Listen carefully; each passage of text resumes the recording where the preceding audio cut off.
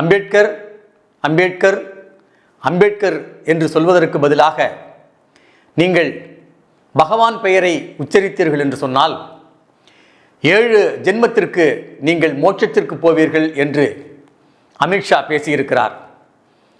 அதனால் இன்றைக்கு இந்தியாவே கலவரமடைந்திருக்கிறது.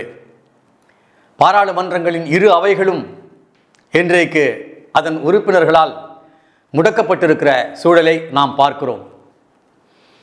அமித்ஷா போன்றவர்கள் பகவான் பெயரை உச்சரித்து மோட்சத்திற்கு போகட்டும், நாங்கள் அம்பேத்கர் பெயரை உச்சரித்து நரகத்திற்கு போவதற்கே விரும்புகிறோம் என்பதை இந்த நேரத்தில் நான் பதிவு செய்து கொள்கிறேன்.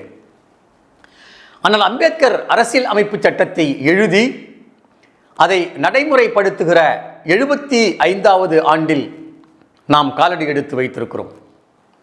அரசியல் அமைப்பு சட்டம் என்று சொன்னால் அது அண்ணல் அம்பேத்கரை மட்டும் குறிப்பதாக இருப்பதை நாம் பார்க்கிறோம்.